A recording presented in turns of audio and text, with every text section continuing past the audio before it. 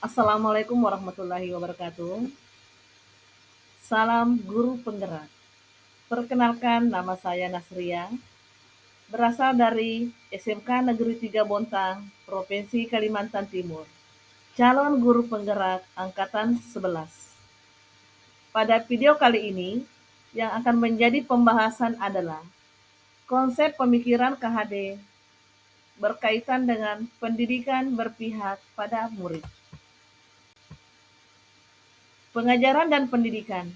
Menurut KHD, adalah bagian dari pendidikan. Pengajaran merupakan proses pendidikan dalam memberi ilmu kepada peserta didik agar ia mampu mencapai keselamatan dan kebahagiaan yang setinggi-tingginya, baik sebagai seorang manusia maupun sebagai anggota masyarakat.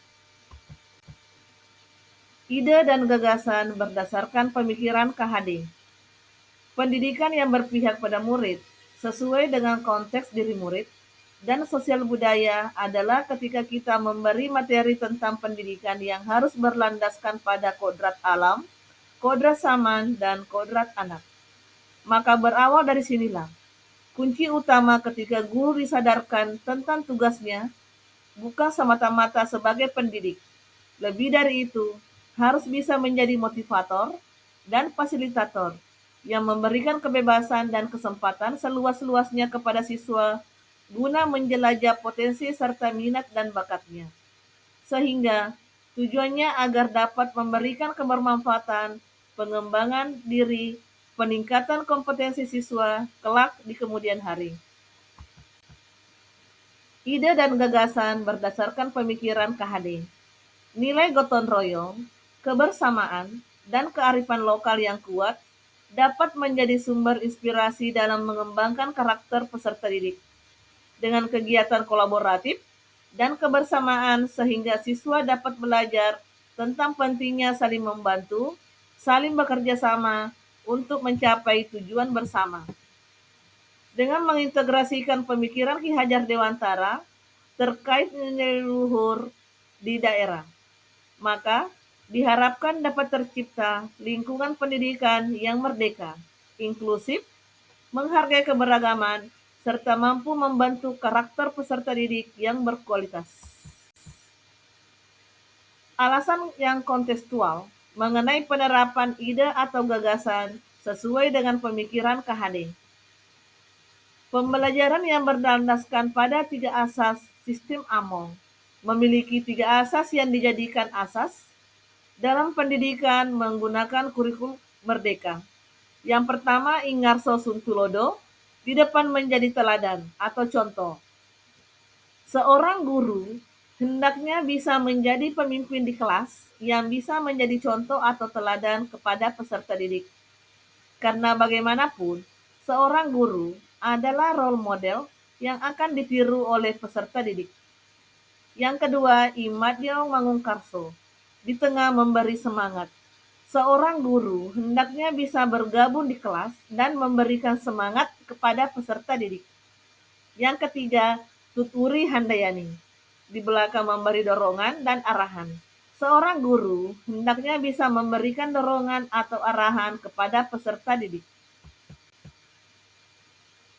Selanjutnya, pendidikan itu akan menumbuhkan daya cipta atau kognitif, daya rasa atau afektif, dan daya karsa atau psikomotor.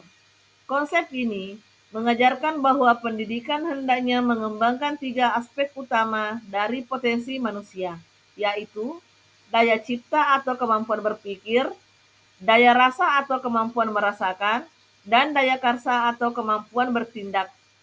Pendidikan harus memberikan stimulus yang dapat merangsang daya cipta siswa untuk mencari pengetahuan baru dan menyelesaikan masalah. Pendidikan harus bisa memberikan pengalaman, dapat menumbuhkan rasa siswa untuk menghargai nilai-nilai estetika dan emosional. Pendidikan harus memberikan kesempatan yang dapat mengasah daya karsa siswa untuk mengaplikasikan pengetahuan dan keterampilan. Adapun tantangan penerapan pemikiran KHD sesuai dengan konteks di kelas dan sekolah, setelah mempelajari topik konsep pendidikan yang berpihak pada murid, maka pemikiran saya berubah secara signifikan bahwa murid seharusnya diberi kebebasan untuk mengembangkan potensinya. Sementara pendidik berperan sebagai fasilitator yang memberikan bimbingan dan arahan. Menyadari pentingnya mempertimbangkan kodrat alam dan kodrat zaman dalam proses pembelajaran. Pentingnya pembentukan karakter dan budi pekerti pada murid. Untuk lebih merefleksikan pemikiran Ki Hajar Dewantara dalam kelas, dapat dimulai dengan memberikan lebih banyak ruang bagi murid untuk berpartisipasi aktif dalam pembelajaran, mendorong kreativitas, menghargai keberagaman, lebih mengakomodasi kebutuhan dan perkembangan individu setiap murid, sambil tetap mempertimbangkan nilai-nilai luhur budaya lokal. Adapun solusi penerapan pemikiran KHD sesuai dengan konteks kelas dan sekolah adalah tindakan-tindakan yang bisa saya terapkan untuk menerapkan pemikiran Ki Hajar Dewantara adalah dengan mengubah metode pembelajaran saya untuk beradaptasi dengan sistem AMO. Dalam pembelajaran nantinya, saya akan menggunakan pendekatan pembelajaran kontekstual dan berbasis masalah untuk mengajarkan materi tentang permasalahan sosial di Indonesia, di mana sebagai guru, saya dapat memberikan konteks permasalahan, misalnya tentang kemiskinan, kesenjangan, korupsi, intoleransi, atau konflik. Kemudian, saya sebagai seorang guru membagi siswa menjadi kelompok-kelompok kecil dan memberikan tugas untuk mencari informasi, analisis, dan solusi terkait masalah tersebut. Siswa dapat menggunakan sumber-sumber belajar yang relevan seperti buku, internet, media sosial, atau narasumber.